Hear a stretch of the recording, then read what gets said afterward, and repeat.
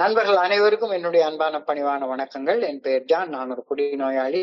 எல்லாம் வல்ல இறைவனோட அருளாலையும் தோழமையில இணைந்து செயல்படுவதால் நான் பெற்றுக்கொள்ளக்கூடிய அனுபவம், தெம்பு, நம்பிக்கையாலையும் இன்னைக்கு ஒரே ஒரு நாள் நான் குடிக்கல, தெளிவா, மன நிறைவா, அமைதியா வாழ என்னாலான எல்லா முயற்சிகளையும் செய்து கொண்டிருக்கின்றேன். நண்பர் பிராங்க்லின் குறிப்பிட்டது போல கோயம்புத்தூர் ஒருங்கிணைப்பு குழு மனசாட்சியின் தீர்மானத்தின் அடிப்படையில ராத்திரி 9 to 10 நடத்த கொண்டிருக்கக்கூடிய இந்த ஆன்லைன் மீட்டிங்ல நாம 24 hours a day 24 மணித்துளிகள் ஒரு நாள் அப்படின்ற புத்தகத்துல இருந்து ஒவ்வொரு நாளும் ஒவ்வொரு பக்கமாக எடுத்து வாசிச்சு விளக்கம் பார்த்து கலந்தாய்வு செய்து கூட்டத்தை நடத்தி கொண்டிருக்கின்றோம். அதன் தொடர்ச்சியாக இன்று நாம அடைஞ்சிருக்கிற பக்கம் ஜூன் மாதம் 22ஆம் நாள்.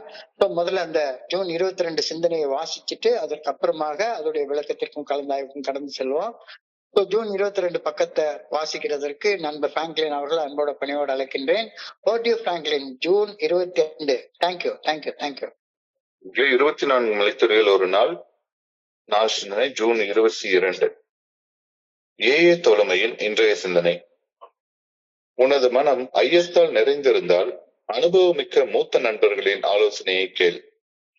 பேராற்றலின் சித்தத்திற்கு வாழ்க்கையை திருப்பிய நாள் முதல் பிரச்சனைகள் பல மறந்து போயிருக்கும். கடந்த காலமாக மாறிவிட்ட அனுபவங்களை மனபுவந்து உன்னிடம் மூத்தவர்கள் பகிர்ந்து கொள்வார்கள். ஏதோ ஒரு காரியத்திற்காக உன் மனம் உடைந்து போக நீ அனுமதித்தால் அதே போல நூற்றுக்கணக்கான விஷயங்கள் உன் மனதை உடைக்க அனுமதி அளிக்கிறாய் என்றுதான் பொருள்படும். சின்ன விஷயங்கள் என்னை கலக்கமடைய என் மனதை இன்னமும் அனுமதிக்கிறேனா? இன்றைக்கான தியானம். பிரச்சனைகள் என்னும் செங்கடலை எவ்வாறு கடப்பது என்று இன்னமும் என் மனதை குழப்பிக் கொள்ள மாட்டேன். அவற்றை சந்திக்கும் நேரம் செங்கடல் இரண்டாக பிளந்து வழிவிட்டது போல எனக்கும் ஒரு தீர்வு பிறக்கும் என உறுதியாக நம்புகிறேன். பிரச்சனைகள் எனக்கு வரும் தருணத்தில் அவற்றை எதிர்கொள்ளும் சக்தியும் என்னை வந்து சேரும் எனவும் உறுதியாக நம்புகிறேன். செங்கடலை கடந்து வாக்களிக்கப்பட்ட பூமிக்கு நான் இட்டு செல்லப்படுவேன். அவ்விடத்தில் இறைவன் பேராற்றலால் தேர்வு செய்யப்பட்ட ஆன்மாக்களின் நட்புறவில் ஒன்றாக சேர்ந்திருக்கும் நேரம் வரும்போது எல்லா வகையான பொருளாதார ஆசைகளும் என் மனதில் இருந்து களையப்பட்டு எனது ஆன்மா முழுமையான அமைதியை கண்டடையும் என உறுதியாக நம்புகிறேன். இன்றைக்கான பிரார்த்தனை. துணிவுடன் என் எதிர்காலத்தை எதிர்நோக்க வேண்டும் என வேண்டுகிறேன். வாழ்வையும் சாவையும் மன உறுதியுடன் எதிர்கொள்ள வேண்டும் எனவும் வேண்டுகிறேன். நன்றி. நன்றி நன்றி நன்றி நன்றி பிராங்க்லின், நன்றி பிராங்க்லின். நண்பர்களுக்கு மீண்டும் ஒரு முறை என்னுடைய அன்பான பணிவான வணக்கங்களை தெரிவித்துக் கொள்றேன். என் பெயர் ஜான். நான் ஒரு குடிநோயாளி. எல்லாம் வல்ல இறைவனோட அருளாலையும் தோழமையில இணைந்து செயல்படுவதால் நான் பெற்றுக்கொள்ளக்கூடிய அனுபவம், தெம்பு, நம்பிக்கையாலையும் இன்னைக்கு ஒரே ஒரு நாள் நான் குடிக்கல, தெளிவா, மன நிறைவா, அமைதியா வாழ என்னாலான எல்லா முயற்சிகளையும் செய்து கொண்டிருக்கின்றேன். இன்றைய சிந்தனையை வாசிக்கிறப்ப எனக்கு தோழமையில நான் இணைஞ்சப்ப எனக்கு சொல்லப்பட்ட ஒரு ஆலோசனை ஞாபகத்துக்கு வருது. ஹால்ட் ப்ரோக்ராம்னு ஒரு ப்ரோக்ராம் எனக்கு சொல்லி கொடுத்தாங்க.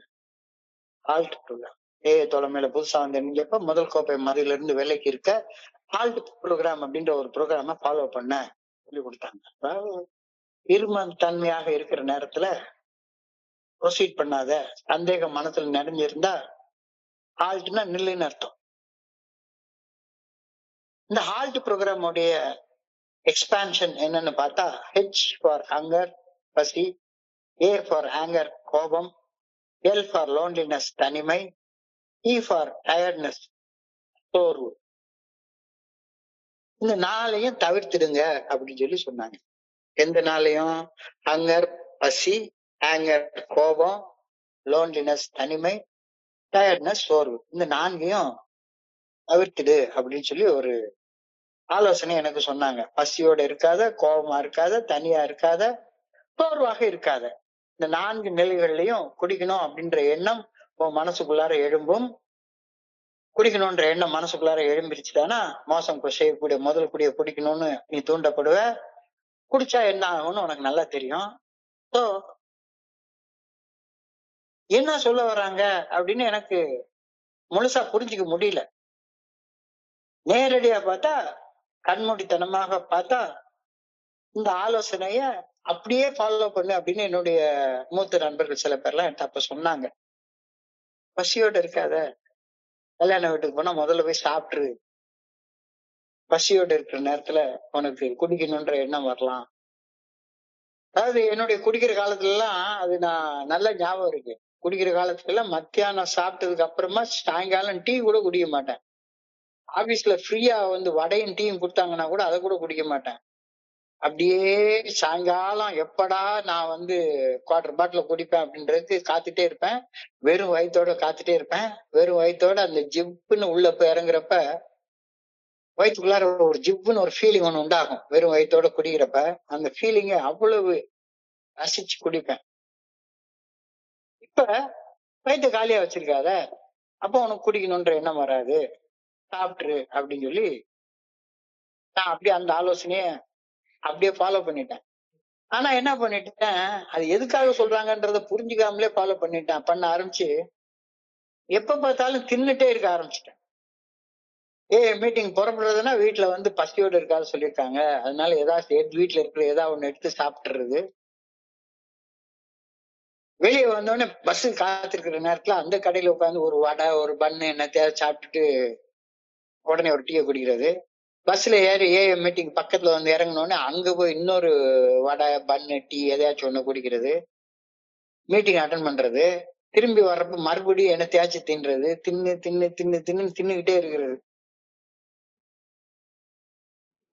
இப்போ இப்படித்தான் நான் அந்த ஹால்ட் ப்ரோக்ராம்ல ஹங்கர் அப்படின்றத புரிஞ்சுக்கிட்டேன். மீட்டிங் நான் வந்து வர்றப்ப உள்ள வர்றப்ப என்னுடைய வெயிட் வந்து 48 கிலோ. 48 கிலோ தான். ஒல்லிசா இருந்தேன். கழுத்து காலர் போன்லாம் அப்படி வெளியே உடஞ்சிற மாதிரி தெரியும். ஆனா ஒரு 1.5 வருஷம் 2 வருஷத்துக்குள்ளார 87 கிலோவா மாறிட்டேன். 87 கிலோவா மாறிட்டேன். தொப்பை போட்டுருச்சு. என்னுடைய உடம்பு வெயிட் என்னுடைய முட்டி தாங்க மாட்டேங்குது. முட்டு வலிக்குது. என்னுடைய குருஜி கேட்டாரு அப்போ, பசியோட இருக்காதடான்னு தானே சொன்னாங்க. இப்படி சாப்பிட்டுட்டே இருந்தா சொன்னாங்க. என்ன சொல்றாங்கன்றத புரிஞ்சுக்கிற அறிவு கூட கிடையாதா உனக்கு? பசியோட இருக்காத அப்படின்னு சொன்னாங்கன்னா அதுக்கு சாப்பிட்டே இருன்னு அர்த்தமா? உன் பாட்டுக்கு இப்படி போட்டு இது பண்ணிருக்க.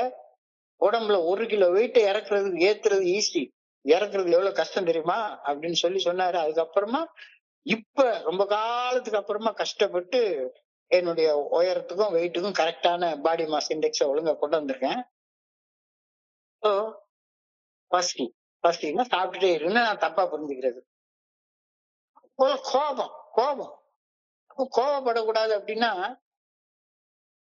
எரும மாட்டு மேல மழை பெஞ்சாலும் ஒண்ணுமே உணர்வு இல்லாம இருக்கிற மாதிரி இருன்னு அர்த்தம் கிடையாது. உணர்வு இல்லாம இருன்னு அர்த்தம் கிடையாது. அதாவது என்னுடைய குருஜி ஒரு கதை சொல்லுவாரு. ஒரு பாம்பு வந்து எல்லாரையும் கடிச்சு கொத்திக்கிட்டே கிடந்துதான். எல்லாரும் அதை அடிச்சு பாம்புகளை கொன்னுட்டே இருந்தோடனே ஒரு பாம்பு வந்து கெட்டுச்சுதான். ஒரு பெரிய முனிவர்கிட்ட, எல்லாரும் எங்களை பார்த்தா அடிச்சு கொல்றாங்களே, நீ எல்லாரையும் கடிச்சு சாகடிச்சேன்னா அப்படிதான் உன்னை அடிச்சு கொல்லத்தான் செய்வாங்க. யாரையும் நீ சாகடிக்காத அப்படின்னு சொல்லிச்சான். மறுபடியும் பார்த்தா பாம்பை பார்த்தாலே அடிச்சு அடிச்சு போட்டிருக்காங்க. குத்துயிரும் கொலையுருமா அந்த பாம்பு கடந்து இருக்கிறப்ப அந்த பெரியவர் கடந்து போறப்ப அந்த பாம்புகிட்ட கேட்டதா, என்னப்பா ஆச்சு, நீதான் யாரையும் கடிக்கலையே, பிரேனத்துக்கு உன்னை அடிச்சாங்க, எதுக்கு இப்படி அடிக்கிறாங்க அப்படின்னு அந்த பாம்பு அந்த சந்தேகத்தோட கேட்டுச்சுதான்.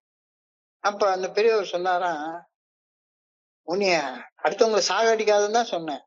ஆனா உன்னுடைய தற்காப்புக்காக தீராதுன்னு சொல்லவே இல்லையே.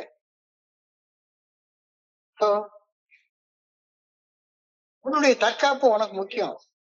தீமை கண்டு பொங்குவாய் வா வா வா அப்படின்னு பாரதியார் பாடுறாரு. தீமை கண்டு பொங்குவாய். யாராச்சும் ஏதாச்சும் ஒரு தீய செயலை கண்டேன்னா உனக்குள்ளார ஒரு உணர்வு வரட்டும். உணர்வு இல்லாம இருக்காத.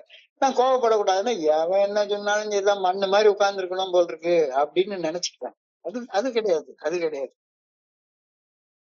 அது மாதிரி தனியா இருக்காத, லோன்லியா இருக்காத அப்படி சொல்றாங்க அப்படின்னு சொன்ன உடனே, தனியா இருக்காத அப்படின்னு சொன்ன உடனே, கந்து வட்டிக்கு பணத்தை வாங்கிக்கிட்டு, கந்து வட்டிக்கு கடனை வாங்கிக்கிட்டு, அனிவர்சரியா ஊர் சுத்துறது, ரூம் போட்டு சீட்டு விளையாடுறது, பொறுக்குன்னு பொறுக்கிறது அப்படின்னு அர்த்தம் எடுத்துக்கிட்டு ஊர் சுத்தி அலையிறது. தனியா இருக்காத, ஒரு பெரிய கூட்டத்தை சேர்த்துக்கிட்டு அந்த கூட்டத்தோட எப்ப பார்த்தாலும் இருந்துகிட்டு அப்படி அலையிறது. நீ தனியா இருக்காதுன்னு அர்த்தம். தப்பு தப்பா புரிஞ்சுக்கிட்டு அப்படி இருக்குது. அப்போ மூணையும் தப்பு தப்பா செய்யறதுனால ஆட்டோமேட்டிக்கா எனக்குள்ளார என்ன வருது, சோர்வு வந்துருது. டயர்டா இருக்கு எப்ப பார்த்தாலும், என்னடா இது எப்ப பார்த்தாலும் சோர்வா இருக்க அப்படின்னு தோணுது. அப்ப நம்ம ஹால்ட் ப்ரோக்ராம் தானே ஃபாலோ பண்ண சொன்னாங்க, நம்ம ஃபாலோ பண்ணதுல என்ன தப்பு இருக்கு அப்படின்னு எனக்கு யோசிக்க சொல்றப்ப, ஹால்ட் ப்ரோக்ராம் என்ன அப்படின்ற அர்த்தத்தை எனக்கு என்னுடைய பேத்தி சொல்லி கொடுத்தா. சின்ன குழந்தை எல்கேஜி படிக்கிறப்ப அவளை கொண்டே ஸ்கூல்ல கொண்டே விடுவேன். அந்த ஸ்கூல்ல கொண்டே விடுறதுக்காகவே ஒரு சைக்கிள் ஒண்ணு வாங்கியிருந்தேன். அந்த சைக்கிள்ல பேபி சீட்ல அவளை உட்காத்தி வச்சுக்கிட்டு ஸ்கூல்ல கொண்டு இறக்கி விட்டுட்டு, மறுபடியும் ஸ்கூல் முடிஞ்ச உடனே அவளை கூட்டிட்டு வந்து அவளுக்கு எங்கேயாச்சும் வாங்கி கொடுத்துட்டு, இப்ப நான் அப்போ ஒரு நாளைக்கு சொன்ன, தாத்தா எங்களுக்கு நீங்க டிராபிக் ரூல்ஸ் சொல்லி கொடுத்தாங்க, உங்களுக்கு டிராபிக் ரூல்ஸ்னா என்னன்னு தெரியுமா தாத்தா அப்படின்னா. உடனே என்னம்மா சொல்லி கொடு, எனக்கு தாத்தாவுக்கு தெரியாதா அப்படின்னு சொல்லி சொன்னேன். உடனே டிராபிக் ரூல்ஸ்னா red signal, amber signal, green signal. Red signal பார்த்தா நீங்க என்ன பண்ணணும், ஹால்ட் அப்படின்னா. ஹால்ட் ஹால்ட் ஹால்ட்னா என்னன்னா நின்னுறணும் நின்னுறணும். ஓ, ஹால்ட்னா நின்னுறணும் அப்படின்ற அர்த்தமே சின்ன குழந்தை சொல்லிதான் எனக்கு தெரிஞ்சது. ஹால்ட்னா நெல்லுன்னு அர்த்தம். அந்த சைக்கிள்ல போய் அவளை பம்பாயில வந்து அவளை அந்த ரோடெல்லாம் சுத்தி காட்டி டிராபிக் வந்த உடனே அந்த இடத்துல வந்து தத்த தத்த தத்தா red red red red halt halt halt அப்படின்பா. நெல்லு. உடனே ஆம்பர் போட்டாச்சு கெட் ரெடி, கிரீன் போட்டாச்சு கோ அப்படின்பா. உடனே ஹால்ட்னா நெல்லுன்னு அர்த்தம்னு தெரிஞ்சுக்கிறதுக்கே எனக்கு ரொம்ப நாள் ஆச்சு. இப்போ உனக்கு மனசுக்குள்ளார ஏதாச்சும் சந்தேகம் வந்துச்சுதானா, இருமன தன்மை வந்துருச்சுதானா, டவுட் வந்துருச்சுதானா, ப்ரொசீட் பண்ணாத, நில்லு நில்லு. எந்த செயல் செய்யறதையும் ப்ரொசீட் பண்ணாம நின்று அப்படின்னு அர்த்தம் அப்படின்னு சொல்லிட்டு அழகா சொன்னாங்க. பசி அங்க இது உடல் சம்பந்தப்பட்டது, பசி உடல் சம்பந்தப்பட்டது. ஆங்கர், ஆங்கர் என்பது மனம் சம்பந்தப்பட்டது. லோன்லினஸ் என்பது ஆன்மா சம்பந்தப்பட்டது. டயர்ட்னஸ், சோர்வு என்பது உடல் மனம் ஆன்மா மூன்றும் பாதிக்கப்பட்டதால உருவாகக்கூடிய விளைவு சோர்வு. ஹால்ட் என்றால் ஹங்கர் பசி உடல் சம்பந்தப்பட்டது, ஆங்கர் கோபம் மனம் சம்பந்தப்பட்டது, லோன்லினஸ் தனிமை ஆன்மா சம்பந்தப்பட்டது, டயர்ட்னஸ் சோர்வு இந்த மேல சொன்ன மூன்று உடல் மனம் ஆன்மா ஆகிய மூன்றும் பாதிக்கப்படுவதால உருவாகிறது. நிறுத்தின உடனே வித்ட்ராயல் சிம்டம்ஸ்னு ஒண்ணு உண்டாகும்னு எல்லா டாக்டர்களுக்கும் நல்லா தெரியும். இதே குடிச்சிட்டு இருந்தவங்க டக்குன்னு நிறுத்திட்டாங்கன்னா கொஞ்சம் வித்ட்ராயல் சிம்டம் இருக்கும். உடம்புல உள்ள நோய்கள் எல்லாம் அப்பதான் வெளியே தெரிய ஆரம்பிக்கும். ஏன்னா நோய் வெளியே தெரியாத அளவுக்கு எப்ப பார்த்தாலும் போதையிலே இருந்துட்டு இருந்த எனக்கு குடிக்கிறது நிறுத்தின உடனே அந்த வித்ட்ராயல் சிம்டத்துல நோய்கள் வந்து வெளியே தெரிய ஆரம்பிக்கும். உடல் மனம் ஆன்மா எல்லாம் பாதிக்கப்பட்ட அந்த பாதிப்புகள் விலகல் அறிகுறிகள் வெளியே தெரிய ஆரம்பிக்கும். வெளியே தெரிய ஆரம்பிக்கும். மறைந்து இருந்த உடல் நோய்கள், மறைந்து இருந்த மன நோய்கள், மறைந்து இருந்த ஆன்மீக பாதிப்புகள், இவற்றின் விளைவாக உருவான சோர்வு ஒரு குடிநோயாளிக்கு வெளியே தெளிவாக தென்பட ஆரம்பிக்கும் குடிக்கிறது நிறுத்தின உடனே. சோ என்ன பொறுத்தளவுல நான்லாம் பாக்குறேன், உண்மையிலேயே எனக்கு 39 வயசுல குடிக்கிறது நிறுத்த ஆரம்பிச்சேன். 39 வயசுலதான் எனக்கு ஃபர்ஸ்ட் நான் ஒரு டயபெட்டிக்கு, எனக்கு வந்து ஹைப்பர் டென்ஷன் இருக்கு, ஹார்ட் டிசீஸ் இருக்கு அப்படின்றதெல்லாம் குடிக்கிறது நிறுத்தினதுக்கு அப்புறம் தான் எனக்கு தெரியவே தெரிஞ்சுது. அது வரைக்கும் தெரியவே இல்லை. அப்ப உடல் பாதிப்புகள் இருப்பதாக சந்தேகப்பட்டால் மருத்துவர்கிட்ட போ நில்லு. மீட்டிங்ல வந்து எனக்கு உடம்பு சரியில்லை, எனக்கு டயபெட்டிஸ் இருக்கு, எனக்கு அது இருக்கு இது இருக்குன்னு இங்க வந்து புலம்புனா என்ன பிரயோஜனம் இருக்கு? உடம்பு சரியில்லை அப்படின்னு சொன்னா மீட்டிங்ல வந்து புலம்புனா ஒண்ணுமே ஆக போறது இல்ல. டாக்டர்கிட்ட போ. அப்ப ஹால்ட்னா நில்லு, உடல் பிரச்சனைகளை நீ உணர வந்தா டாக்டர்கிட்ட போ. நான் குடிக்கிறது நிறுத்தின உடனே பல்வேறு மனநோய்கள் வெளிப்படையாக தெரிய வந்துச்சு. அதீத கோபம், குடிக்கிறப்ப இருந்த கோபத்தை விட மடத்தனமான வெறித்தனமான கோபம் வருது, பயம் வருது, பொறாமை வருது, சந்தேகம் வருது. குடிக்கிறது நிறுத்தினதுக்கு அப்புறமா அதீத காம உணர்ச்சி எனக்குள்ளார இருந்து வெளிப்படுது. மன பாதிப்புகள் இருந்தா தனியாக ஒரு ஸ்பான்சரை போய் பாரு, அல்லது ஒரு நல்ல கவுன்சிலரை போய் பாரு. உன்னுடைய மன நோய்களுக்கு சிகிச்சை எடுத்துக்கொண்டு அந்த மனநோயில இருந்து எப்படி விடுபட்டேன் அப்படின்ற அனுபவத்தை வந்து இங்க பகிர்ந்துக்கோ. சோ ஆங்கர் என்பது மனம் சம்பந்தப்பட்டது. சோ மனம் சம்பந்தப்பட்ட மன அழுத்தம், டிப்ரெஷன் இந்த மாதிரி நோய்களை நீ உணர்ந்தன்னா அதற்கான நடவடிக்கைகள் எடு. தனிமையை உணர்ந்தேன்னா இறையர் பேராற்றல் உனக்குள்ளார இருக்கிறத உணர்றதுக்கு முயற்சி செய். தியானம் பண்ணு, புனிதமான மௌனத்துல சொல்லற சும்மா அமர்ந்திரு. ஊர் சுத்திட்டு நண்பனோட சினிமாக்கு போனா தனிமை போயிடும் அப்படின்னு சொல்லி நினைச்சேன்னா அது எப்படி போகும்? எரியிற நெருப்புல கொஞ்சோண்டு தண்ணியை ஊத்துனா நெருப்பு அணைய போகுது. எரியிற நெருப்புல கொஞ்சோண்டு பெட்ரோலை ஊத்தி விட்டா பத்திக்கிட்டு எரியும். அது மாதிரி தனிமை போகணும் அப்படின்னு தப்பு தப்பா எதையாச்சும் ஒண்ணு செஞ்சோமா தனிமை இன்னும் கொஞ்சம் கூடி போகும். எவன் கூட ஊர் சுத்திட்டு வந்தா தனியா இருக்கிறப்ப நேரத்துல இன்னும் கொஞ்சம் தனிமை இதா இருக்கும். ஸோ தனிமை போகணும்னா உனக்கு ஏற்கனவே இறைவனோட இருக்கக்கூடிய அந்த உள்ளார்ந்த தொடர்பை உணர்வதற்காக பிரார்த்தனை பண்ணு, தியானம் பண்ணு, புத்தகத்தை படி அப்படின்பாரு. என்னுடைய குருஜி எனக்கு சொல்லக்கூடிய ஒரு புத்தகத்தை படிக்கிற அப்படின்னு சொன்னா சரிதான். அந்த புத்தகத்தை எழுதுறவரோட நீ பேசுற அப்படின்னு சொல்லி அர்த்தம். பிக் புக்கை படிக்கிறேன்னா பில்டபிள்யூ கூட நான் பேசுறேன்னு அர்த்தம். ஜீசஸோட நான் பேசுறேன்னு அர்த்தம். பகவத்கீதை படிக்கிறேன்னா நான் கிருஷ்ணரோட பேசுறேன்னு அர்த்தம். திருவள்ளுவர் கூட பேசுறேன்னு அர்த்தம். திருமூலரோட பேசுறேன்னு அர்த்தம். புத்தகத்தை படி. உடல், மனம், ஆன்மா பாதிக்கப்பட்டால் நீ சோர்வடைகிறத தவிர்க்கவே முடியாதுதானே. மூணும் பாதிக்கப்பட்டிருக்கிறது. அப்ப மூணு பாதிக்கப்பட்டிருக்கிறப்ப நீ சோர்வடை வர்றதை தவிர்க்க முடியாது. உடல், மனம், ஆன்மா ஆகியன பாதிக்கப்பட்டு சோர்வை நீ உணர்ந்தா உடனே நின்னு நிதானமா யோசி. நின்னு நிதானமா யோசி. சந்தேகத்துடன் தாறுமாறாக எதையும் செய்யாத. சோர்வு போகணும் அப்படின்னா பாட்டில் அடிச்சா சோர்வு போயிடும் நினைக்காத. அல்லது கடனை வாங்கிட்டு எங்கேயாவது அனிவர்சரிக்கு ஓடி போயிட்டா சோர்வு போயிடும் நினைக்காத. அல்லது போய் ஃபுல்லா ஒரு மட்டன் பிரியாணி சாப்பிட்டுட்டு வயிறு ஃபுல்லா நடத்திட்டா சோர்வு போயிடும் நினைக்காத. If you have doubt, if you have got any doubt, just halt and ask any of the old members of the AA group. இதான் இன்னைக்கு சிந்தனையோடைய ஃபர்ஸ்ட் வார்த்தை. இருமனத்தன்மை உனக்கு இருந்தால், if you have any doubt, halt.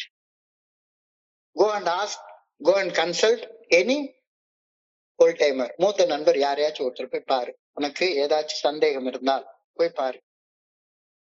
சந்தேகம், டைலமா, இருமனத்தன்மை இருக்கும்போது செயல்படாத. சந்தேகம் இருந்தா இதை செய்யலாமா அதை செய்யலாமா அப்படின்னு சந்தேகம் இருந்தால் உனக்கு சரியான மன தெளிவு, நல்ல ஒழுங்கான வழிகாட்டுதல் இல்லாம இருக்கிற நேரத்துல யாராச்சும் ஒரு அனுபவம் வாய்ந்த ஒரு நண்பரை போய் பாரு. யாராச்சும் ஒரு அனுபவம் வாய்ந்த நண்பரா பாரு. ஆலோசனைகளை பெற்று அதற்கு அப்புறமாக நிதானமாக செயல்படு அப்படின்ற ஆலோசனை இன்னைக்கு சிந்தனையோட முதல் வரியில கொடுக்கப்பட்டிருக்கிறது. If you have any doubt, just halt and ask any of the old timers in the AA group. So மூத்த நண்பர்கள்ட்ட போய் கேட்டா என்ன கிடைக்கும்? அனுபவம் உள்ள மூத்த நண்பர்கள், அதாவது 12 படிகள் அடைக்கும் மீட்புடைய செயல் திட்டத்தை வாழ்க்கையாக வாழ்ந்து கொண்டிருக்கக்கூடிய மூத்த நண்பர்கள். அவங்க கிட்ட என்னுடைய இருமனத்தன்மையில இருக்கிற நேரத்துல போய் கேட்டேன்னா என்ன கிடைக்கும்? மூத்தவர்கள் தங்களுடைய இருமனத்தன்மையை இறையர் பேராற்றலின் நல்ல ஒழுங்கான வழிகாட்டுதல் பாதத்துல சமர்ப்பித்து, இறையர் பேராற்றலின் நல்ல ஒழுங்கான வழிகாட்டுதலை பெற்று இருமனத்தன்மையிலிருந்து விடுபட்டு இருமனத்தன்மை இருக்கிறப்ப என்ன சரியான செயல் செய்யலாம் அப்படின்றத செய்த அனுபவ பட்டறிவை பெற்றவர்களாக இருப்பார்கள். அந்த மாதிரி நண்பர்களை கேளு. உடல் பிரச்சனை இருந்தா, மனசுல உணர்வு பிரச்சனை இருந்தா, அல்லது ஆன்மால தனிமை உணரக்கூடிய ஒரு பிரச்சனை இருந்தா, எப்பவுமே சோர்வாக இருந்தா, என்ன செய்யறது அப்படின்ற டபுள் மைண்ட் டைலமா இருந்தா உடனே போய் என்னத்தையாவது தப்பு தப்பா செஞ்சிடாத. போய் ஒரு அனுபவம் மிக்க ஒரு நண்பரை போய் பாரு. அவங்களுடைய ஆலோசனைகளை கேட்டுக்கோ.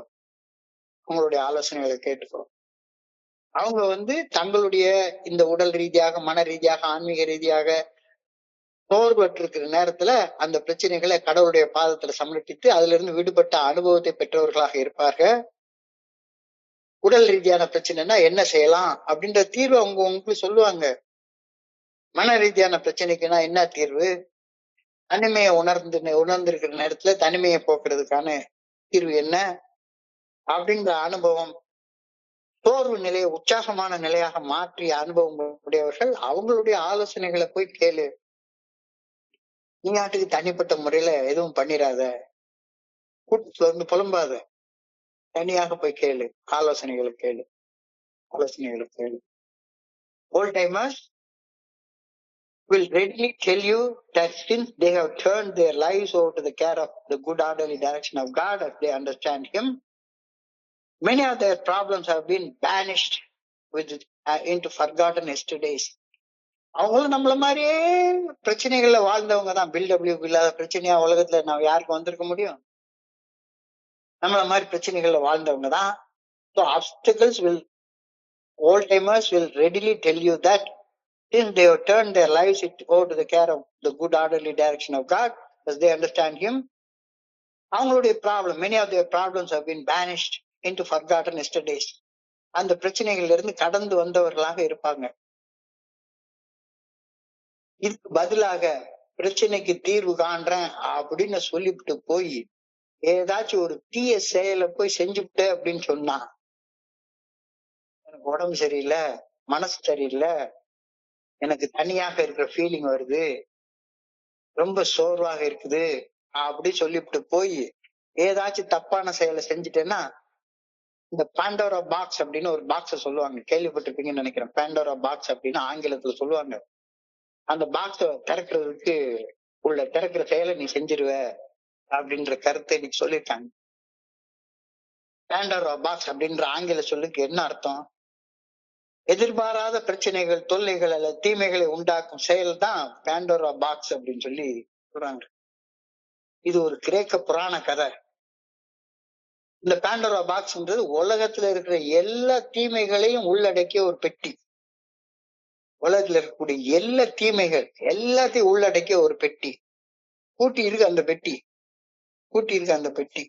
ஒரே ஒரு தீய செயல் செய்யற சாவியை கொண்டு அந்த பாண்டோரா பாக்ஸ் திறந்துட்டேன்னா போதும், திறந்துட்டேன்னா போதும். தீய செயல் செய்யறது ஒரு சங்கிலி தொடர் விளைவை உருவாக்கி ஒண்ணுக்கு மேல ஒண்ணு, ஒண்ணுக்கு மேல ஒண்ணு தீய செயல் செய்து தீய விளைவுகள் தொடர்ந்து நிகழ்ந்து வாழ்க்கை முழுக்க துயரத்துல உண்டாயிரும். வாழ்க்கை முழுக்க துயரத்துல உண்டாயிரும். எந்த சூழ்நிலையிலும் அந்த பாண்டோரா பாக்ஸ் திறக்காத.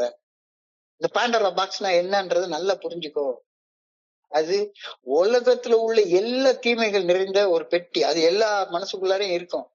எல்லா மனசுக்குள்ளாரையும் கௌரவர்கள் அப்படின்ற ஒரு தீய சக்திகள் இருந்துகிட்டேதான் இருப்பாங்க, இருந்துகிட்டேதான் இருப்பாங்க. ஆனா அது பூட்டி இருக்கு. அந்த பூட்டை திறக்கிறது ஒரே ஒரு தீய செயல் என்ற சாவியை வச்சு அந்த பூட்டை திறந்துட்டேன்னா அவ்வளவுதான். உள்ள இருந்து அப்படியே பொங்கி வர்ற மாதிரி தீய செயல் தொடர்ந்து வந்துட்டே இருக்கும். சங்கிலி தொடர் விளைவு போல தீய செயல்கள், தீய விளைவுகள் தொடர்ந்து நிகழ்ந்து உன்னுடைய வாழ்க்கையில துன்பம் துயரம் போகவே போகாது. என்னடா ஆச்சு? திறந்து விட்டது நீதானே, திறந்து விட்டது நீதானே. இந்த பாண்டோரா பாக்ஸ திறக்கவே திறக்காத. ஒரு சிறிய தீய செயல் தொடர்ந்து தீய செயல்கள் செய்வதற்கும் பெரிய ஆபத்துகள் நம்ம வாழ்க்கையில உருவாக்குறதற்கும் வழிவகுக்கிறதுக்கு மூல காரணமாக அமைஞ்சிடும். ஒரே ஒரு கட்டிங் அடிச்சா போதும், பாண்டோரா பாக்ஸ் தானா திறந்துக்கும். அது ஒரே ஒரு தடவை போய் ஒரு தப்பான படத்தை பார்த்துட்டா போதும், பாண்டோரா பாக்ஸ் திறந்துக்கும். ஒரே ஒரு தடவை எங்கேயாச்சும் ஊருக்கு போறதுக்கு போய் ஒரு கந்து வெட்டிக்கு கடனை வாங்கிட்டா போதும், பாண்டோரா பாக்ஸ் திறந்துக்கும். ஏன்னா அந்த பாக்ஸ் முழுக்க வெறும் தீமையா உள்ள இருக்கு. நீதான் அந்த சாவி வச்சு திறந்து விடுற.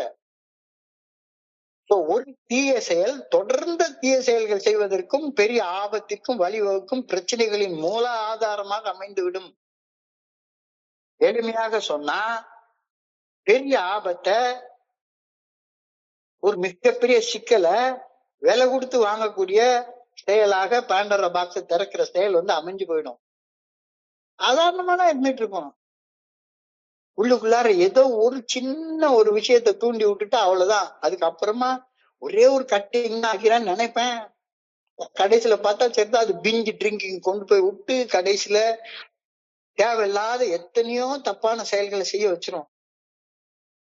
எளிமையாக சொன்னால் பெரிய ஆபத்தை, மிகப்பெரிய சிக்கலை விலை கொடுத்து வாங்கும் செயலாக அந்த பாண்டோரா பாக்ஸை திறக்கும் செயல் அமைந்து போயிடும். When you allow yourself to be upset over one thing, you succeed only in opening the door to the coming of hundreds of other upsetting things. இது இன்னைக்கு சிந்தனையில கொடுக்கப்பட்டிருக்கிற வார்த்தை. When you allow yourself to be upset over one thing, ஏதாச்சும் ஒரு விஷயத்த நீ மன சோர்ந்து போய் அது வருத்தமா நான் நினைச்சது மாதிரி நடக்கலையே அப்படின்னு சோர்ந்து போய் ஏதாச்சும் ஒரு தப்பான செயலை செஞ்சுட்டேன்னா என்ன செய்யற? You succeed only in opening the door to coming of hundreds and hundreds and hundreds of other upsetting things. ஒன்ன தொடர்ந்து ஒண்ணு வந்துட்டே இருக்கு. என்னடா இது, நான் ஒண்ணுதான்டா செஞ்சேன், எப்படி 100 வந்துச்சுது அப்படின்னு நினைக்கும். இதற்கான ஒரு விஷயத்தான் இன்னைக்கு சொல்றாங்க. Am I allowing myself to be upset over little things? இது இன்னைக்கான கேள்வி, சிந்தனை. சிறிய விஷயங்களால் என் மனம் கலக்கமடைய இன்னமும் அனுமதிக்கின்றேனா? சின்ன விஷயம், சாம்பார்ல உப்பு போடல, அவ்வளவுதான், சின்னோண்டு விஷயம். இதனால உடனே அப்செட் ஆகி போய் பாண்டரா பாக்ஸ திறந்து விட்டுறதா? சிறு சிறு விஷயங்களுக்காக மனம் சோர்ந்து போய் வருத்தப்படுவது எனக்குள்ளார மன அழுத்தத்தையும் மன உளைச்சலையும் உருவாக்குகின்றது அப்படின்றத உணர்த்துது. சின்ன விஷயம்தான், சாதாரண சின்ன விஷயம்தான். யாராவது ஒருத்தன் முட்டா போயலன்னு என்னை திட்டி விட்டான்னா சின்ன விஷயம்தான், உடனே அப்செட் ஆகி அவன் எப்படி என்ன திட்ட போச்சு அப்படின்னு சொல்லி என்னென்னத்தையோ நினைச்சு சிறு சிறு விஷயங்களுக்காக மனம் சோர்ந்து போய் வருத்தப்படுவது எனக்குள்ளார மன அழுத்தமும் மன உளைச்சலையும் உருவாக்குகின்றது அப்படின்றத உணர்த்துது. அந்த ஏற்கனவே எனக்குள்ளார மன அழுத்தத்தையும் மன உளைச்சலையும் நான் உணர்ந்து கொண்டிருக்கிறதுனாலதான் சின்ன விஷயங்கள் கூட ஒரு இந்த பேண்டரா பாக்ஸ திறந்து விட்டுருது. நான் பட்ட தீர்க்கப்படாத பிரச்சனைகள் நிறைய உள்ள இருக்கு, அதை நான் கையாண்டுகிட்டு இருக்கிறேன். அதுக்கெல்லாம் உட்கார்ந்து ஸ்பான்சர்கிட்ட உட்கார்ந்து பேசி, உடல் பிரச்சனையாகட்டும், மன பிரச்சனையாகட்டும், ஆன்மீக பிரச்சனையாகட்டும், சோர்வு பிரச்சனையாகட்டும், உட்கார்ந்து அதுக்காக என்ன தீர்வு அப்படின்னு யோசிக்க ஆரம்பி. அது விட்டுட்டு சிறு சிறு விஷயங்களுக்காக மனம் சோர்ந்து போய் வருத்தப்பட்டு உள்ளுக்குள்ளார மன அழுத்தத்தையும் மன உளைச்சலையும் உருவாக்கி பேண்டரா பாக்ஸ் திறந்து விட்டுட்டு என்னடா அப்படின்னு இருக்காத. எளிதாக சமாளிக்கக்கூடிய சிறிய விஷயங்கள் கூட பெரிய அச்சுறுத்தல்களாகவோ அல்லது அவசர நிலையாகவோ உனக்கு தோட்டம் தர ஆரம்பிக்க. ஐயோ, முட்டா பையன் சொல்லிட்டானே, அவ்வளவுதான், அவனை தலைய வெட்டி தூர எரிஞ்சிடணும் அப்படின்ற அளவுக்கு ஒரு கோபம். சாதாரண விஷயம், எளிமையாக சமாளிக்கக்கூடிய சாதாரண சின்ன விஷயங்கள் கூட எனக்கு பெரிய அச்சுறுத்தல்களாக பெரிய த்ரெட்டாக தோண ஆரம்பிக்கும். எமர்ஜென்சி சிச்சுவேஷன் மாதிரி ஆயிரும். ஏன் நான் இந்த பேண்டரா பாக்ஸ திறக்கிறேன்? Why I open that Pandora box? ஏன் திறக்கிறேன்? தீமைகள் நிறைந்த இந்த அந்த பேண்டரா பெட்டியை நான் ஏன் திறக்கிறேன்? அக்யூமுலேட்டட் ஸ்ட்ரெஸ், எனக்கு உள்ளார காலம் காலமா சேர்த்து வச்சிருக்க மன அழுத்தங்கள். சொல்லி செஞ்சு அதுல இருந்து விடுபடுறதுக்கு வழி பாக்குறதே கிடையாது. Accumulated stress. நான் இங்க உள்ள வந்து இந்த அக்யூமுலேட்டட் ஸ்ட்ரெஸ்ஸுக்கெல்லாம் விடை காண வேண்டாம்.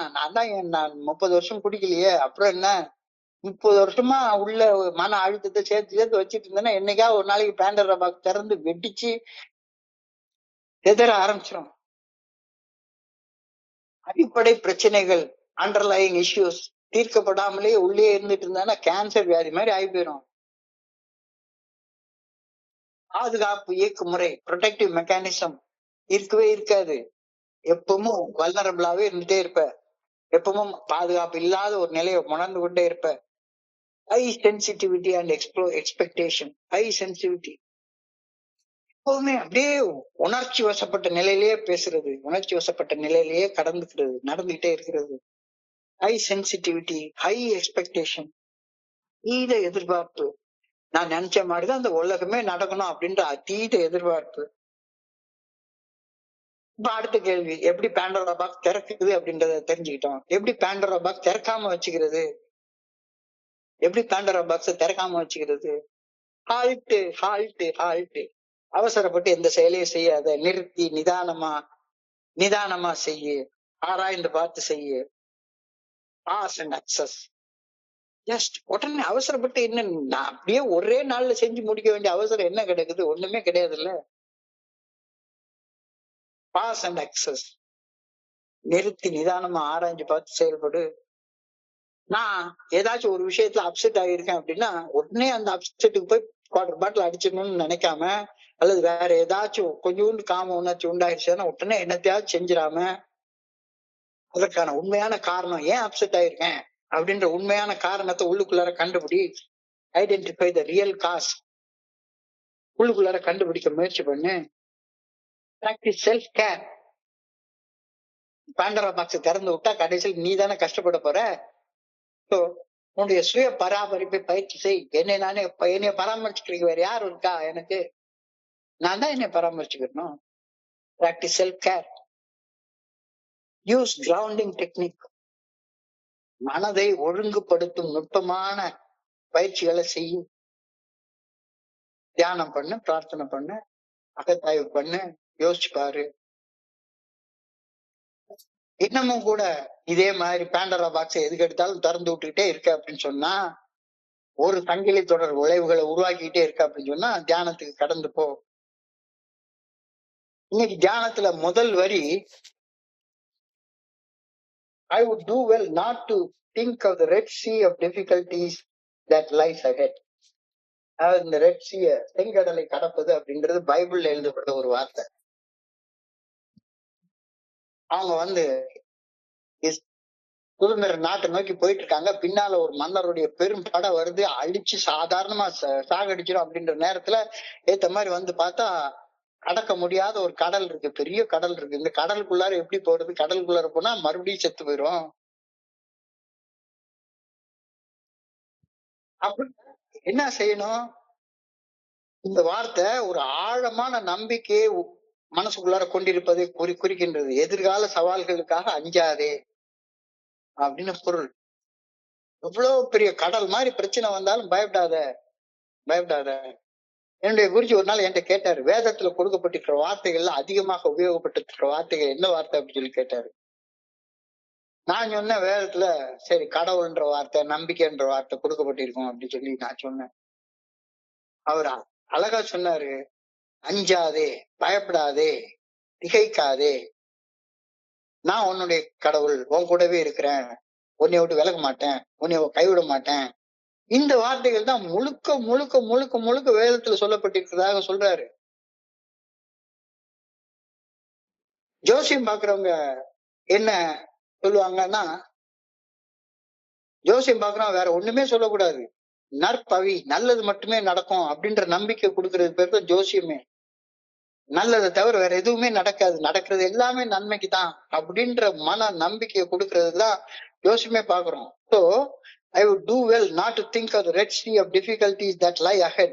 இது ஒரு ஆழமான நம்பிக்கையை மனதில் கொண்டிருப்பதை குறிக்கின்றது. எதிர்கால சவால்களுக்கு அஞ்சாதே, பயப்படாதே, திகைக்காதே. சவால்களை எதிர்கொள்ளும் போது அவற்றை வெல்வதற்கான வலிமைய கடவுள் உனக்கு கொடுப்பார்.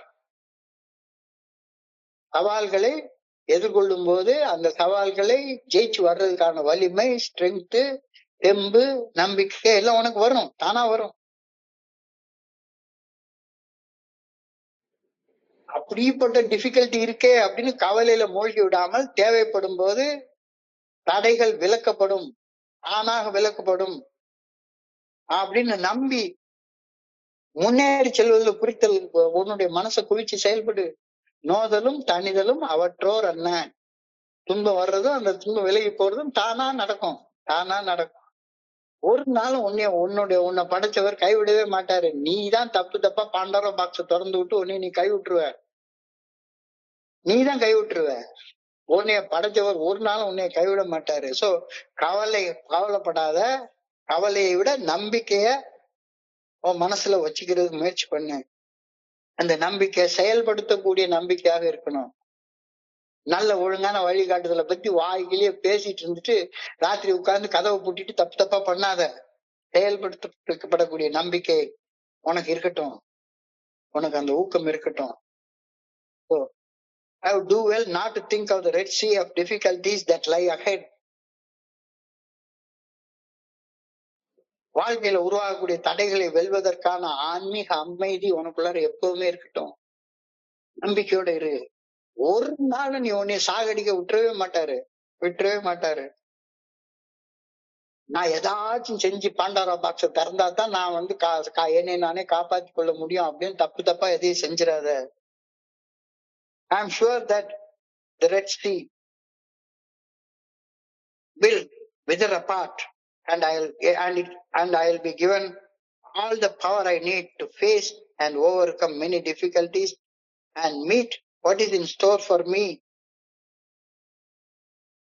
உனக்கு அந்த சவால்கள் நிறைந்த அந்த டிஃபிகல்ட்டி வர்ற நேரத்துல உனக்கு தானா வழி பிறக்கும். நோதலும் தனிதலும் அவற்றோர் அண்ண. தனிதல்னா உன்னுடைய நோவு மறைகிறது, தனிஞ்சு போறது. உனக்கு துன்பம் வரும், வந்த வேகத்துல அது மறைஞ்சு போயிடும், இருக்காது. உன்னைய காப்பாத்திக்கிற கடவுள் உனக்குள்ளாரே இருக்கிறாரு. என்னுடைய குருஜி அழகா ஒரு சொல்லுவாரு, கூனியூர்னு ஒரு ஊரு, அந்த ஊர்ல எல்லாரும் குனிஞ்சுதான் போவாங்களாம். சரி, கூனியூருக்கு போனதுக்கு அப்புறமா குனிஞ்சுக்கலாம், இப்பவுமே ஏன் குனிஞ்சிட்டு உட்கார்ந்துருக்க? சொல்ல வர்றப்ப குனிஞ்சுக்கலாம், சொல்ல வர்றதுக்கு முன்னால இப்பவுமே ஏன் குனிஞ்சிட்டு உட்கார்ந்துருக்க? கூனியூர் போனதுக்கு அப்புறமா புரிஞ்சுக்கலாம், கூனியூர் போனதுக்கு அப்புறமா புரிஞ்சுக்கலாம். So I believe that I will pass through that Red Sea to the promised land of the Spirit, where many souls meet in perfect comradeship. Comradeshipனா நல்ல ஒழுங்கான வழிகாட்டுதலோட இணைந்து தோழமையோட பயணிக்கிறவங்க தான் காம்ரேட்ஸ் அப்படின்னு சொல்லுவாங்க. கம்யூனிஸ்ட் வேர்டு அது. காம்ரேட், தோழர்கள், எல்லாரும் தோழர்கள் வாங்க. நம்ம தோழமைன்னா சொல்றோம், எல்லாருமே நம்மளுடைய தோழர்கள் தான். அப்போ நல்ல ஒழுங்கான வழிகாட்டுதல பண்ற நேரத்துல உனக்கு ஏகப்பட்ட வாழ்க்கையில கஷ்டங்கள் தொல்லைகள் வர்றப்ப நீ அந்த பாண்டோரா பாக்ஸ மட்டும் திறக்காம கடவுளுடைய உதவியால நீ வந்து தொல்லைகளை கடந்து வந்துட்டேன்னா, அந்த மாதிரி கடந்து வந்த பல நண்பர்களுடைய தோழமையை நீ பாப்ப. ஒன்னு இல்ல, ரெண்டு இல்ல, பில்டபிள்யூ ஆரம்பிச்சு லட்சக்கணக்கான பேர் இருக்காங்க. ஆனா நீ மட்டும் பாண்டோரா பாக்ஸ் திறந்துட்டேன்னா தனியா தான் இருப்ப. தீமைகள் நிறைந்த அந்த பெட்டியை ஒரே ஒரு தீய செயல்ற சாவியை வச்சு திறந்து விட்டுட்டேன்னா போதும், அது பாட்டுக்கு நியூக்ளியர் பாம்பு போட்ட மாதிரி கம்ப்ளீட்டா சிவிலைசேஷனே அழிச்சிரும், நாகரிகத்தை அழிச்சிரும், இவ்வளவு நாள் வாழ்ந்த வாழ்க்கையோ அழிச்சிரும். So I believe that when that time comes, I'll be freed of all dross of material things. இப்ப எனக்கு உள்ளார மனசு முழுக்க வெறுமனே இந்த உடம்பு சுகம் அதை பத்திய சிந்தனை மட்டும்தான் இருக்குது. எந்த சிந்தனையும் இல்ல. பணம் சம்பாதிக்கணும், எல்லாரும் நல்ல பெரிய பெரிய வீடு வச்சிருக்காங்க, பெரிய பெரிய கார் வச்சிருக்காங்க, பெரிய பெரிய அழகழகான பொண்ணுங்களை வச்சிருக்காங்க அப்படின்ற அந்த பொருளாதார சிந்தனைகள் மட்டும்தான் எனக்கு இங்க வருது. அப்ப நீ பாண்டோரா பாக்ஸ் மட்டும் திறக்காம இறைவனுடைய அந்த நல்ல ஒழுங்கான வழிகாட்டுதல் உறுதியாக பற்றி கொண்டு இருந்தேன்னா ஒரு டைம் வரும், அப்ப உன்னைய அழுத்தி கொண்டிருக்கக்கூடிய அந்த பொருளாதார ஆசைகள் எல்லாமே உன்னைய விட்டு விலகி போயிடும். காலம் வரும்போது அனைத்து வகையான பொருளாதார ஆசைகள் என்ற அந்த கசடுகள், பொருளாதார ஆசைகளை வந்து டிராஸ் அப்படின்னு சொல்றாரு. டிராஸ் அப்படின்னா கசடுகள், அழுக்கு, ஆசை, இச்சை, இதெல்லாம் இருந்து இயற்கையாக விலகி போயிடும். அது வந்து ஒரு தானா உதிர்ந்து விழுந்துரும். என்ன செய்யணும், நீ பாண்டோரா பாக்ஸ் மட்டும் திறந்துடாத. என்ன பிரச்சனை தெரியுமா, ஏன் நான் குடிச்சேன் தெரியுமா? நிறைய நண்பர்கள் சொல்லுவாங்க, எதுக்கியா அந்த குவார்டர் பாட்டில் போய் குடிச்ச, அதுதானே அந்த எல்லா தீமைக்குள்ள அந்த பாண்டோரா பாக்ஸ திறந்து விட்டுச்சுது, ஏன் போய் குடிச்ச அப்படின்னா, என் பிரச்சனை உங்களுக்கு தெரியாது சார், குடிச்சா அந்த பிரச்சனை தீரும் அப்படின்னு நினைச்சேன், அது இவ்வளவு பெரிய பிரச்சனைக்கு திறந்து விடுன்னு எனக்கு தெரியாது அப்படின்னு சொல்லுவாங்க. பொருளாதார ஆசையில தான் இந்த பிரச்சனையை போய் திறந்து விட்டுறது. நேற்றுக்கு ஒரு நண்பர் கிளிப் ஆயிட்டேன் அப்படின்னு சொன்னாரு. கிட்டத்தட்ட 7 வருஷங்களா வந்துட்டு இருக்காரு, ஒரு 6 மாசம் குடிக்காம இருக்கிறாரு, அதுக்கப்புறம் போறாரு குடிக்கிறாரு, எனக்கு வேலை இல்ல, பொருளாதாரம் இல்ல, அது இல்ல, இது இல்ல அப்படி சொல்லிக்கிட்டே இருக்கிறாரு. எல்லா பிரச்சனையும் இருக்கும்பா, பொருளாதாரம் இல்லைன்னா உனக்கு பொண்டாட்டி புள்ள வீடு இதெல்லாம் வச்சிட்டு இருக்கிய, எப்படி வாழ்ந்துட்டு இருக்கிற? இல்ல சார் உங்களுக்கு தெரியாது சார் அப்படின்னு ஒரே ஒரு குவார்டர், ஒரே ஒரு கட்டிங் அடிக்க ஆரம்பிக்கிறது தான் பாண்டோரா பாக்ஸ் திறந்துக்கும். எல்லா வகையான தீமையும் உள்ள இருந்து பொங்கி வர ஆரம்பிச்சிடும். So I pray that I may face the future with courage. துணிவுடன் என் எதிர்காலத்தை எதிர்நோக்க வேண்டும் என ஆண்டவா உண்மை வேண்டுகின்றேன். எனக்கு அந்த துணிச்சல் இல்ல. ஓடி ஒளிஞ்சுக்கணும் ஏதாச்சும் ஒரு இடத்துல பிரச்சனையை சால்வ் பண்றதுக்கு பதிலாக மீட்டிங்ல ஒரு மூலையில வந்து ஒளிஞ்சிட்டா பிரச்சனை தீர்ந்து போயிருமா? அல்ல சாராய கட்டில போய் ஒளிஞ்சிட்டா பிரச்சனை தீர்ந்து போயிருமா? அல்லது வேற ஏதாச்சும் கொண்டாட்டி சரியில்லை அப்படின்றதுனால வந்து ராத்திரி ரூமை கூட்டிட்டு போய் உட்காந்து ஏதாச்சும் தப்பா படம் பார்த்தா பிரச்சனை தீர்த்து போயிருமா?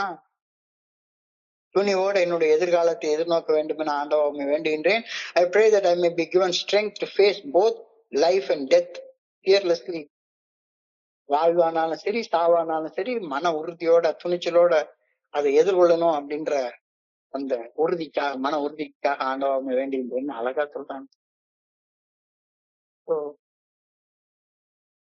இன்றைய சிந்தனை ரொம்ப அழகான சிந்தனை. இந்த சிந்தனையோட சுருக்கத்தை நான் பார்த்தேன்னா பார்த்தேன்னா சொல்றான், when you are in dilemma, இருமன தன்மையோட இருக்கிறப்ப இதை செய்யலாமா அதை செய்யலாமா இதை செய்யலாமா அதை செய்யலாமா அப்படின்னு உனக்கு டைலமா இருக்கிற நேரத்துல எதையும் செய்யாத, ஹால்ட் பண்ணு. அனுபவம் மிக்க ஒரு நண்பருடைய ஆலோசனையை போய் கேளு. உடல் சம்பந்தமான பிரச்சனையாக இருந்தாலும் சரி, மனம் சம்பந்தமான பிரச்சனையாக இருந்தாலும் சரி, ஆன்மீக சம்பந்தமான பிரச்சனையாக இருந்தாலும் சரி, அல்லது மூணும் கம்பைன் ஆகுறதுனால உருவாகக்கூடிய உடல் மன சோர்வு இருந்தாலும் சரி, டயர்டா இருந்தாலும் சரி, ஹால்ட் என்றால் நெல், ப்ரொசீட் பண்ணாத நெல், ஆலோசனைகளை கேளு. உடம்பு பிரச்சனைன்னா உடம்பு பிரச்சனைய வந்து ஏல வந்து புலம்பிட்டே இருக்கிறதுனால உடம்பு பிரச்சனை தீரப்போதா என்ன? உடம்புல என்ன பிரச்சனையா இருந்தாலும் சரிதான், அதுக்கு தகுந்த டாக்டர்கிட்ட போய் கேளு, தேவையான மருத்துவ சிகிச்சை எடுத்துக்கோ.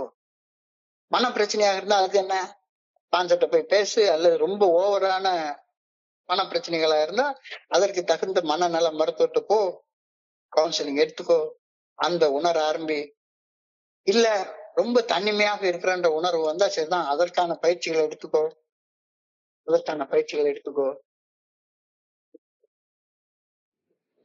சோர்வு உணர்ந்தா உற்சாகப்படுத்துறதுக்கு தேவையா என்னமா செய், தேவையான விஷயத்த செய், தேவையில்லாத எதையாவது போய் செஞ்சிடாத, தேவையில்லாத எதையும் செஞ்சிடாத.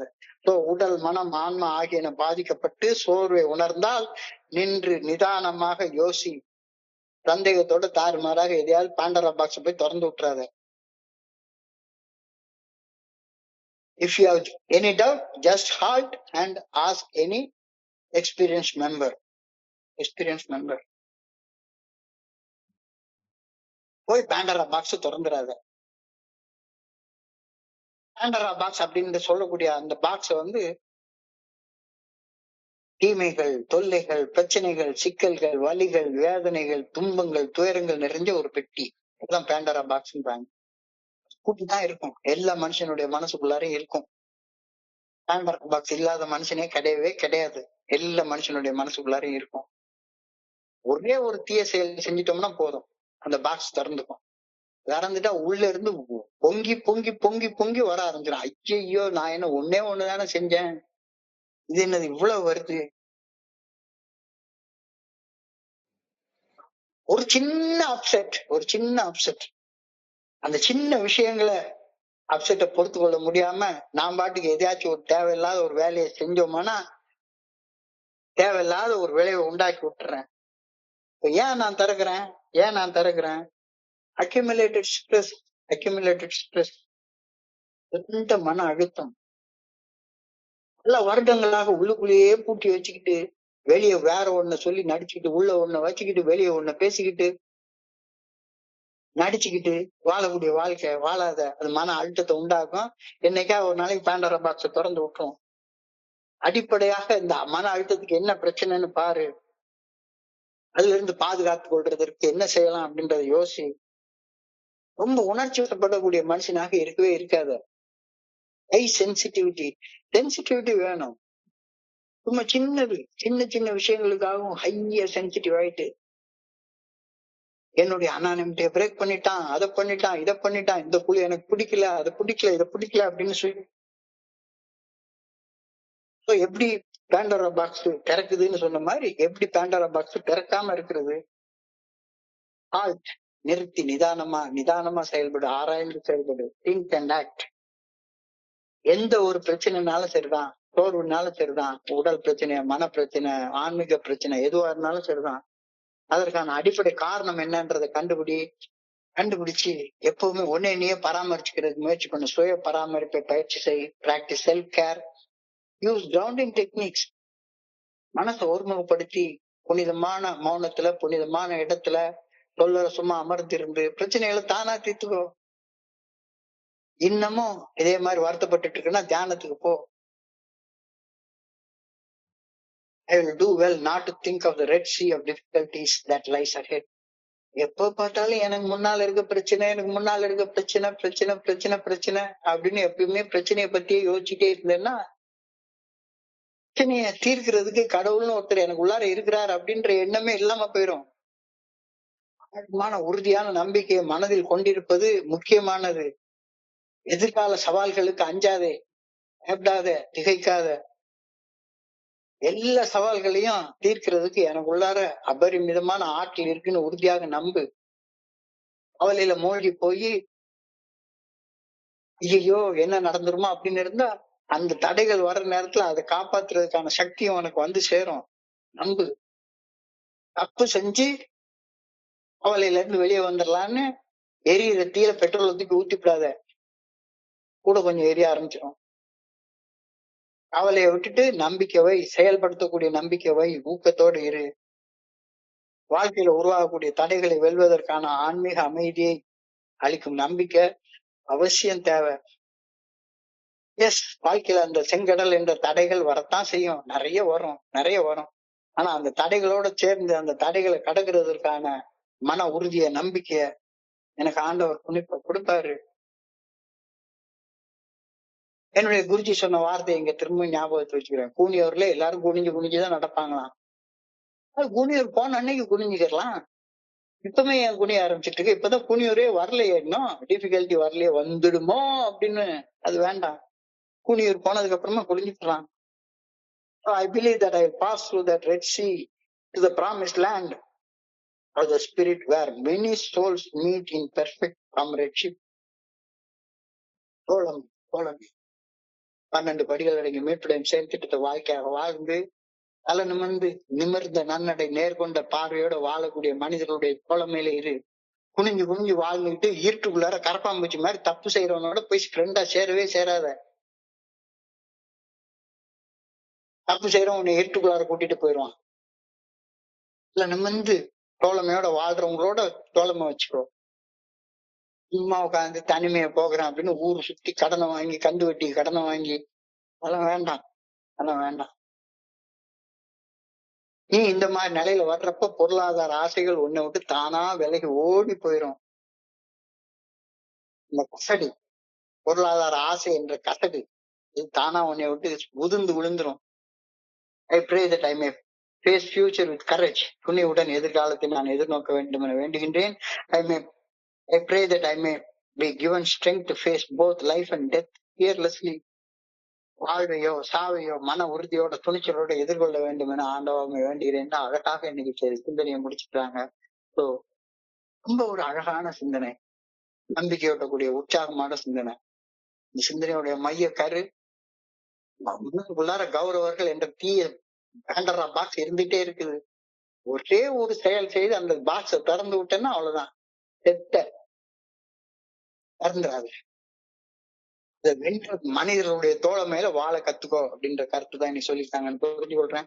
இன்றைய பகுதியை படிக்கிறப்ப என் மனதை கடன் சென்ற சிந்தனைகளை உங்க கூட பகிர்ந்து கொள்ள இந்த நல்ல வாய்ப்பு உருவாக்கி கொடுத்த இந்த குழுவிற்கு என்னுடைய பணிவான நன்றிகளை தெரிவிச்சு கொள்றேன். இது வரைக்கும் பொறுமையாக கேட்ட ஒவ்வொரு நண்பருக்கும் என்னுடைய பணிவான நன்றிகள். இந்த இரவு பொழுது நண்பர்களுக்கு இனிமையான இரவாக அமைய இறைவனை பணியோட வேண்டிக் கொள்கின்றேன். நன்றி நன்றி நன்றி நன்றி நன்றி நன்றி. வாழ்க வளமுடன். Thank you so much.